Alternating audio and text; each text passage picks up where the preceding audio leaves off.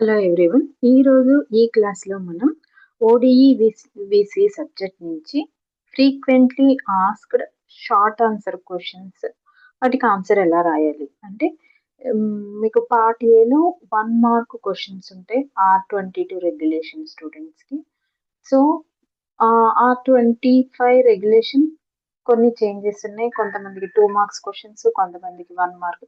Anyway short answer questions compulsory కాబట్టి part ఏలో.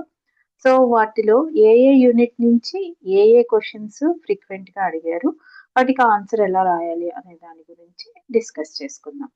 First unit first order differential equations. దాంట్లో మనకి షార్ట్ ఆన్సర్స్లో ఈ 6 రిపీటెడ్గా అడిగిన క్వశ్చన్స్. సో అదేంటి అంటే first one, define exact differential equations. So definition of exact differential equations రాయాలి, కండిషన్ కాదు. సో డెఫినేషన్ అంటే ఏంటి? You can take a function f of x, y.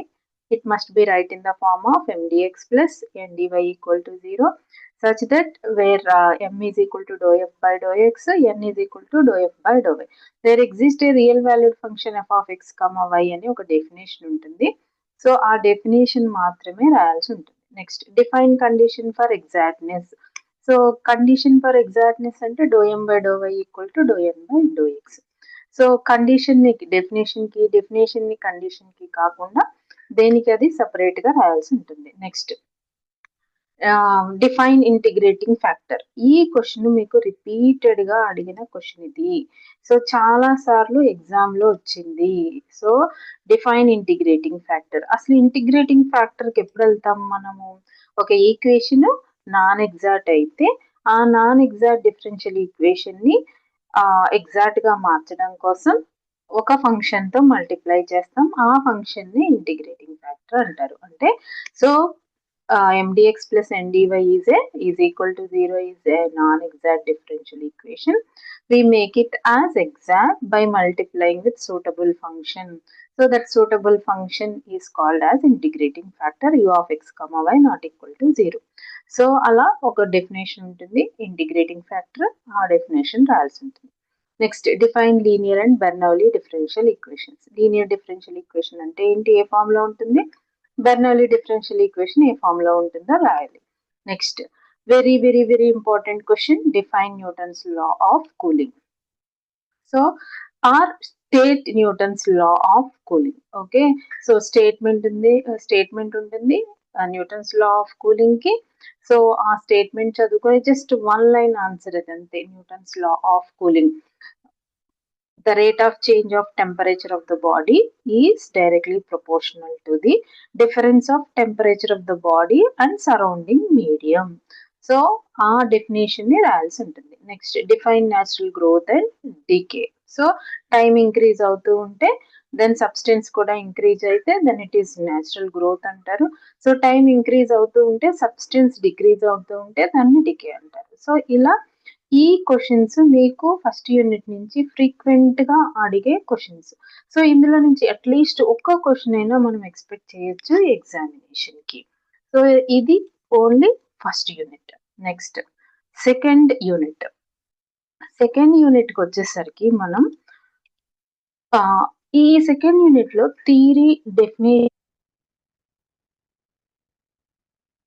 ఏంటి అంటే, సెకండ్ యూనిట్ మనకి హయ్యర్ ఆర్డర్ డిఫరెన్షియల్ ఈక్వేషన్స్ కాబట్టి హయ్యర్ ఆర్డర్ డిఫరెన్షియల్ ఈక్వేషన్స్ లో homogeneous differential equations ఉంటాయి.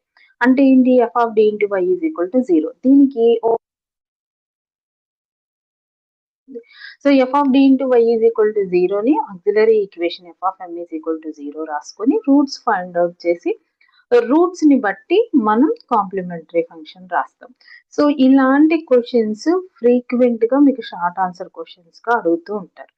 ఇంకొక క్వశ్చన్, రిపీటెడ్ క్వశ్చన్ ఏంటి అంటే particular integral. Only particular integral రాస్తే సరిపోతుంది. దీనికి పెద్ద కాంప్లిమెంటరీ ఫంక్షన్, పర్టికులర్ ఇంటిగ్రల్ అంతా రాయాల్సిన అవసరం లేదు. Particular integral is equal to 1 by F of D into Q of X, అంటే 1 by D square plus 4 into sine X.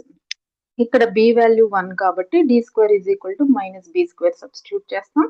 So -1 + 4 1/3 into sine X answer వచ్చేస్తుంది. 2 లైన్స్ లో ఆన్సర్ రాస్తాం, అంతేగాని మొత్తం ప్రాబ్లం చేసి దాన్ని లాంగ్ ఆన్సర్ కింద కన్వర్ట్ చేయొద్దు.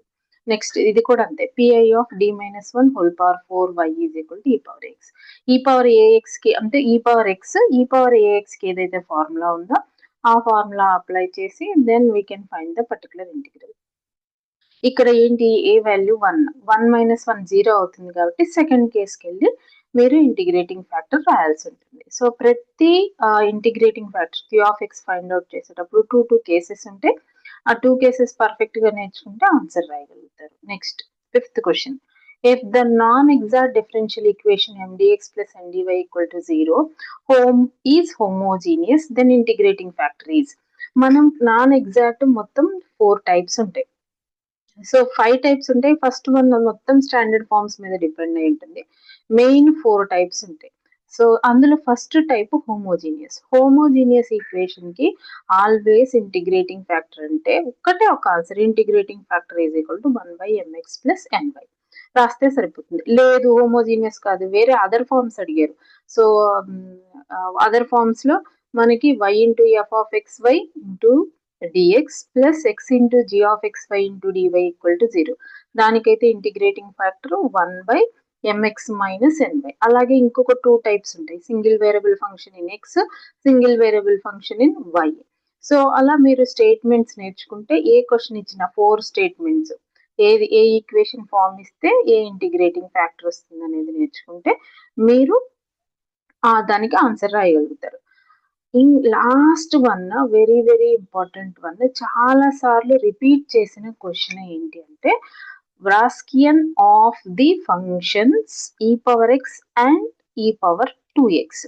సో దీనికి ఆన్సర్ ఏంటి అంటే ఈ పవర్ ఎక్స్ వచ్చి u and e power 2x వచ్చి v. మనం వేరియేషన్ ఆఫ్ పారామీటర్స్ లో w ఈక్వల్ టు ఏం రాస్తాం, uv dash minus vu dash రాస్తాం. సో దీన్ని Wronskian of the functions u and v అంటారు. సో ఇక్కడ మీరు ఏంటి, ఫస్ట్ ఫంక్షన్ ని u అనుకోండి, దీన్ని v అనుకోండి. సో అప్పుడు u v dash minus vu dash రాస్తే సరిపోతుంది. అంటే డెరివేటివ్ ఈ పవర్ ఎక్స్ కి డెరివేటివ్ ఈ power X, E power 2x కి డెరివేటివ్ 2 ఇంటూ ఈ పవర్ 2x. సో వాటిని సబ్స్టిట్యూట్ చేసి ఆన్సర్ రాస్తే 1 మార్క్ క్వశ్చన్ అవుతుంది. సో ఈ క్వశ్చన్స్ మీకు అంటే ఈ టైప్ క్వశ్చన్స్ మీకు షార్ట్ ఆన్సర్స్ లో అడగడానికి ఎక్కువ అవకాశం ఉన్న క్వశ్చన్.